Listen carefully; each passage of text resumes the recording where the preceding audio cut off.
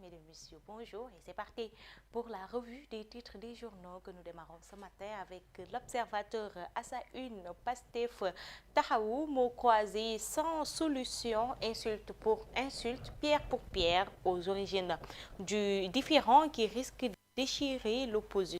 À lire à la page 6 du journal, toujours selon le confrère Mamboy Diao, l'interview alerte.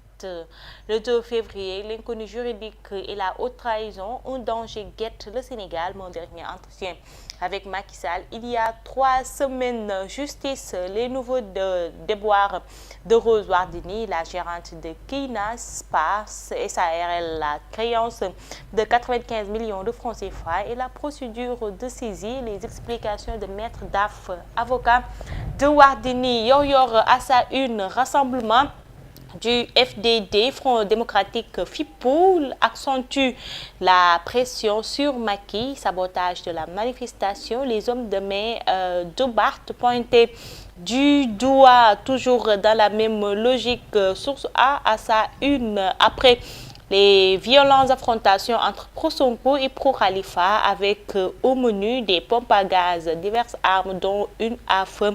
FIPO organise un up. Tout a commencé quand les khalifistes venus en retard ont voulu imposer leur loi aux pastifiants. Une membre de Taxawu, la trentaine, ils nous ont dit que Khalifa est un pleurnichard. Nous avons posté en leur disant que Ousmane Sonko est un violeur. Certains manifestants étaient armés de pompes à gaz et une femme a dégainé son arme à feu avant d'être dissuadée d'en faire usage. Les prolongations des affrontements se sont suivies sur les réseaux sociaux où les deux camps se sont littéralement insultés tout le week-end. Vox Pop à sa une, le rassemblement de l'opposition finit en queue de poisson. Le baptême du feu de FIPO gâché par les rivalités et la bataille rangée entre pro-Khalifa et pro-Sonko. Leurs altercations ont poussé les forces de défense et de sécurité à disperser la foule par des tirs de grenades lacrymogènes. Khalifa dénonce l'incident et lance un appel aux candidats retenus. Nous devons rester unis pour être forts pour bouter ce régime hors du pouvoir. Toute une action est vouée à l'échec. En liberté provisoire, Pape Abdoulaye Touré déroule le film de l'horreur. Des nervis et des gendarmes m'ont torturé, brutalisé, puis filmé pour m'humilier. Le récit de son long supplice de 23h à 2h du matin à lire à la page 5 du journal. Les Échos à sa une revient sur la tentative d'assassinat de Maïmouna Ndour Faye. Le film de l'agression barbare est planifié. L'agression a eu lieu à 3h18. Maïmouna Ndour Faye était en ligne avec le ministre Abdoulaye Sow. Elle s'est défendue bec et ongle. Les objets qui avaient le plus de valeur n'ont pas été emportés. Libération à sa une revient sur la mort d'Amadou Amar Djibeidi dans un appartement de l'immeuble Cristal. Une effroyable affaire pendant qu'il agonisait après un excès de dose inhalée. Ses amis se sont empressés de le détourner. L'un de lui a pris 17 millions de francs CFA.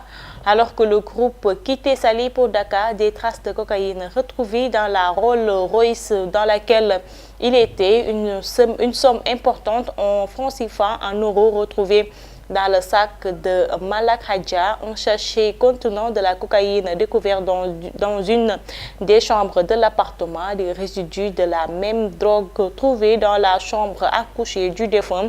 Zakaria Fall était chargé de fournir la marchandise. Le défunt aurait fêté 35 ans ce 28 février. Et nous terminons par le sport. Stade Le Quotidien. OM impliqué dans 7 des 12 derniers buts. Iliman et Iso, droit au but. Iliman, 2 buts et 1 pénal obtenu. Iso, 1 but, 3 passes décisives. Gazette, ce sont des joueurs à potentiel.